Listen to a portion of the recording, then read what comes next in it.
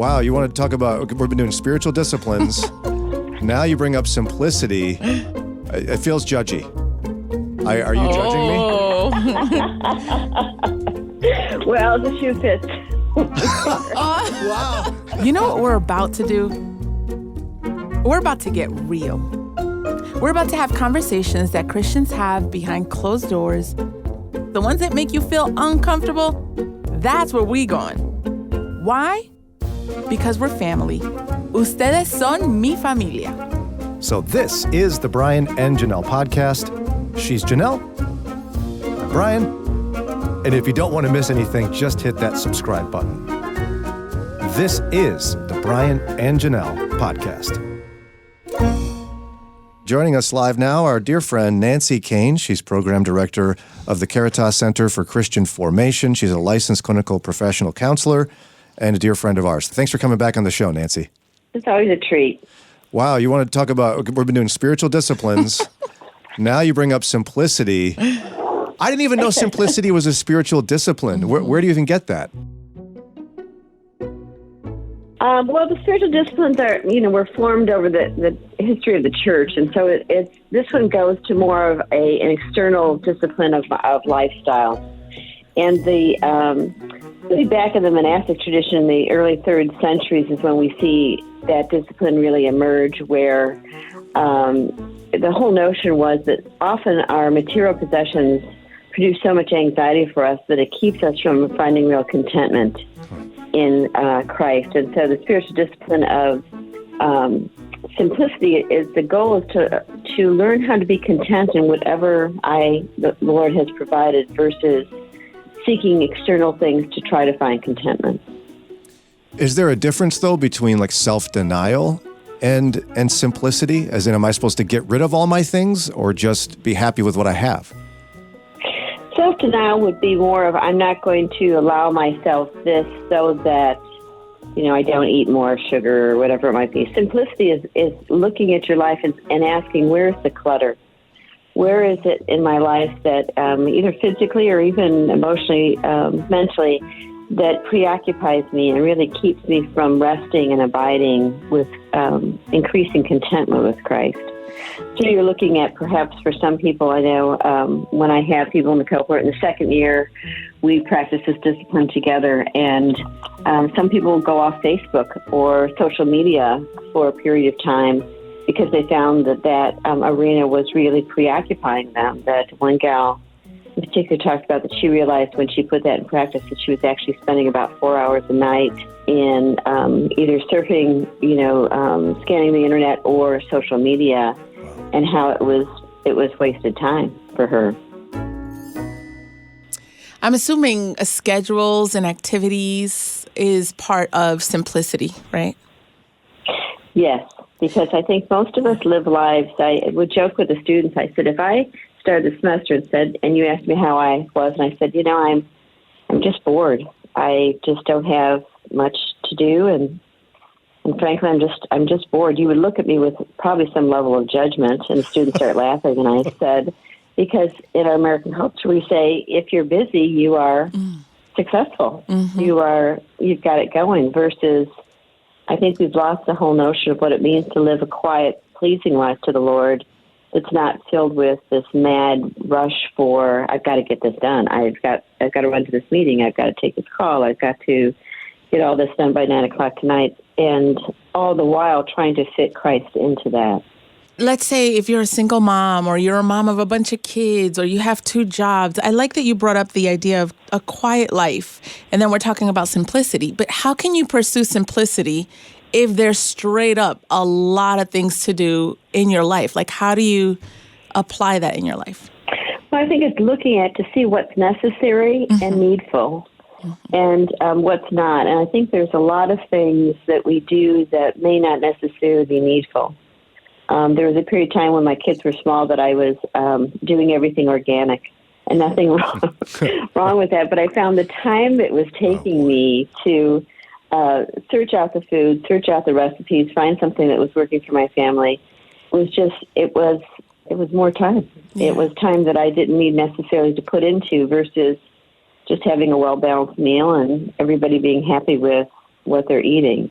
So I think, that's a small example. I think for a lot of people, it's the material possessions. How many toys is enough toys for your kids? How many outfits in your closet is enough outfits? Another person that I worked with decided that she would look at her clothes, and it was a student at Moody, and she prided herself in always buying resale shop clothes, so she never bought anything that was more than $5 and thought, well, I'm doing pretty good because I'm basically recycling other people's clothes and I'm not spending a lot of money. And when she went through her closet, she ended up having 3 trash bags full of clothes that she sent back to Salvation Army because she realized that she didn't need 4 white tops. She didn't need 10 pairs of jeans. It was clutter that was preoccupying her. Nancy, as we talk about the spiritual discipline of simplicity, Ron and I are both guys who individually, we prefer to just stay home. Does that make us more spiritual than everyone else then? Oh, absolutely. Yes. Absolutely. Oh, yeah. I knew it. No, I think that, and it's the key is to ask yourself what preoccupies you. When you feel anxious, what do you do? Where does your money go? For most of us, this issue of simplicity is really shown in what we buy. And generally what we buy is some level of soothing our anxiety. And so it's going to letting go of the things that possess us so that we can be free to be more fully possessed by Christ. You used an example of somebody in your cohort that got rid of Facebook in the second year. How do you discover what it is that possesses you? Examine your time commitments. Examine where you, like a given day, where do you put your time? And also, when you get stressed, where do you go? And so for some people, when they get stressed, they go to social media and they start scanning and seeing who's post, and suddenly it's an hour and a half, suddenly it's 2 hours. But the question is does that bring you closer to Christ? Do you feel more peace in your soul? Are you a better person with your family or the people that you're close to? So looking at where you go when you're anxious is really one of the key marks. For a lot of people, it's shopping. It's establishing another project. Again, in itself, there's nothing wrong with shopping. In itself, there's nothing wrong with establishing another project. It's a matter of, is it filling a space that Christ himself wants to fill? Yeah, and see, I wonder if this is a crossover in your areas of expertise now as well, because you've alluded to the idea that people are afraid of the anxiety, so they run to something else. Can you talk more in detail about that? I mean, talk to the person who's like, listen, I had great parents, I'm middle class, things are great. What do you mean I'm filling my life with things because of I'm scared or anxious? Well, as you're right, it's a crossover, because the question then becomes, are you comfortable with spending a day alone with Christ? And I can't tell you over the years how many times I've had people contact me and say, I like your idea of solitude.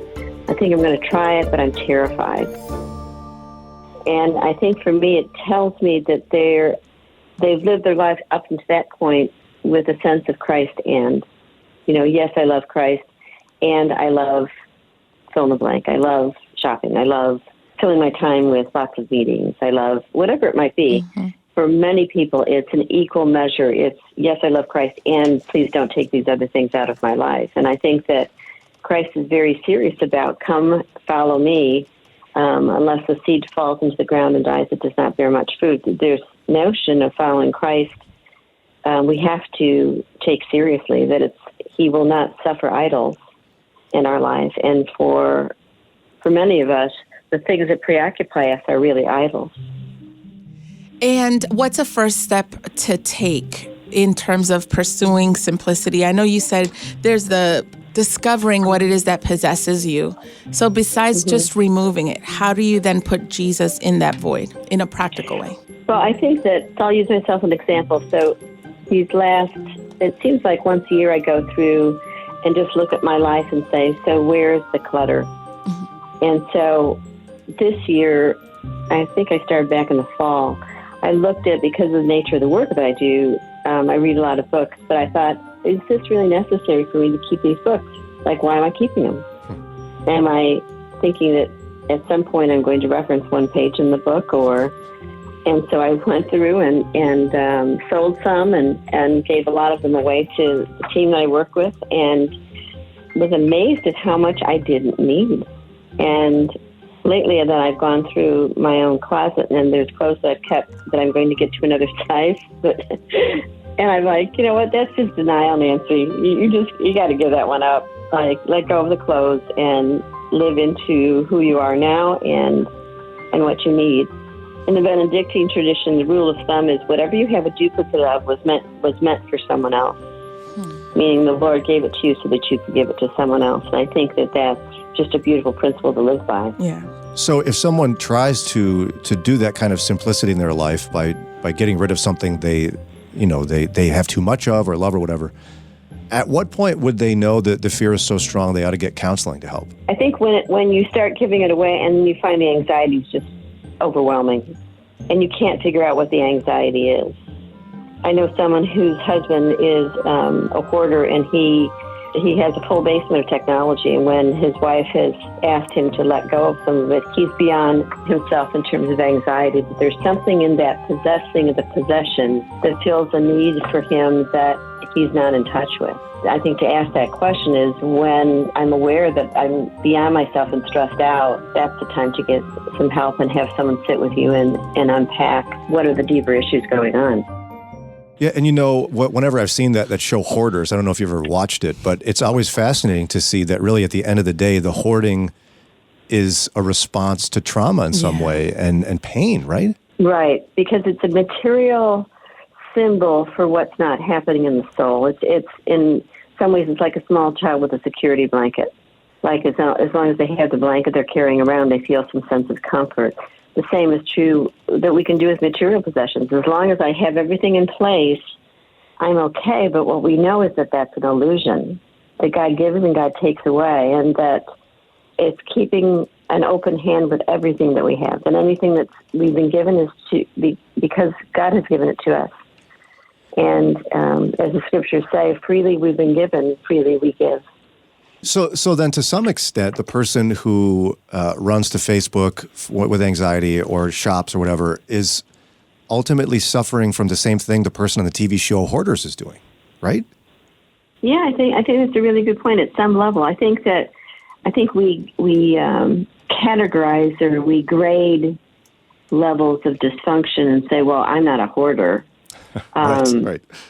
Because that, for somehow that seems like it carries more shame. But I think that to be honest, I think we have to say, where do we get preoccupied? Where do I fill my time? Another person I know, she's a brilliant, brilliant person. And we were talking about simplicity. She said, I spend from 10 o'clock until 2 in the morning words. It's like words with friends or whatever. Yeah. Yeah. And she said, I know that just does nothing for me. It fills my time, but she said, I do it almost every night.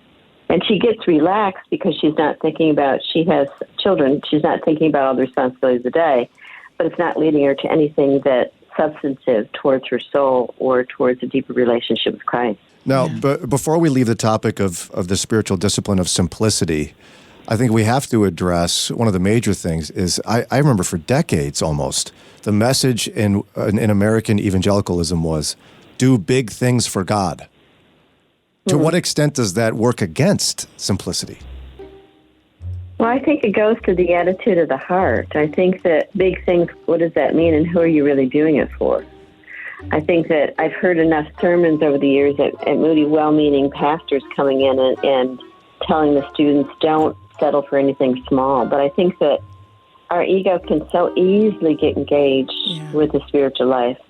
And so we mask it with, it's for God, and therefore it makes it okay. And we use Christ then for our own gain. But Nancy, wouldn't Jesus be happier with me if I was a missionary in sub-Saharan Africa as opposed to someone in finance in America?